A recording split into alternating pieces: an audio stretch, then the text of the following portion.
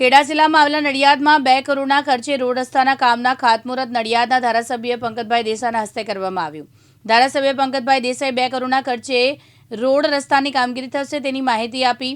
2 કરોડના ખર્ચે નડિયાદ ઘણા બધા વોર્ડના રોડનું કામ કરવામાં આવશે તેમજ રોડ રસ્તાનું રિફ્રેશિંગ અને સ્ટ્રેન્ડિંગ તેમજ પેચનું કામ પણ નડિયાદના આરએનબી વિભાગને સોંપવામાં આવ્યું છે। ત્યારે ધારાસભ્ય સમગ્ર રોડનું નિરીક્ષણ કર્યું અને રોડ રસ્તા પર રહેતા લોકોને રોડ ઉપર પાણી વેડશો નહીં, ગમે ત્યાં કચરો ફેંકશો નહીં જેવી જરૂરી બાબતોનું માર્ગદર્શન આપી હતી।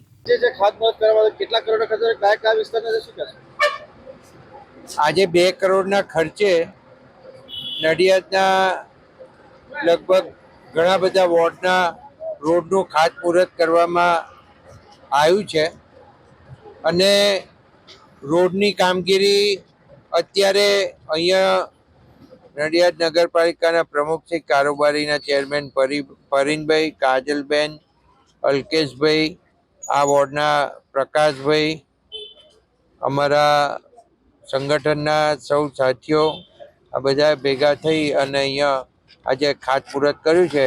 હું રોડના નામ તમને બોલી જાઉં છું અને એ પ્રમાણે રોડનું કામ થવાનું છે। ધનલક્ષ્મી પાર્કથી કલ્યાણનગર પરશુરામ માર્ગ બાગ પાસેનો ડામર રોડનું રીસર્ફેસિંગનું કામ થવાનું છે। જયપ્રભુ સોસાયટીથી ગીતાંજલિ મુખ્ય રોડ સુધી ડામર રોડ રીસર્ફેસિંગનું કામ થવાનું છે। વિદ્યાનગર સોસાયટી પાસેનો ડામર રોડ રીસર્ફેસિંગનું કામ થવાનું છે। શિવશક્તિ સોસાયટીથી ગીતાંજલિ ગીતાનગર સોમનાથ પાર્ક સુધીનો ડામરના રોડનું રીસર્ફેસિંગનું કામ થવાનું છે।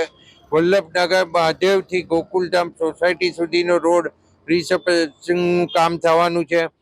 બાલયોગી સોસાયટીથી પ્રાઇમ હેવન સુધીનો ડામર રોડ રીસર્ફેસિંગનું કામ થવાનું છે। પટેલ બેકરીથી વૈશાલી ચોતરા સુધીનો ડામર રોડનું રીસર્ફેસિંગનું કામ થવાનું છે। શ્રીજી સોસાયટી પાસેથી હનુમાનજીના મંદિર સુધીનો ડામર રોડ રીસર્ફેસિંગનું કામ થવાનું છે।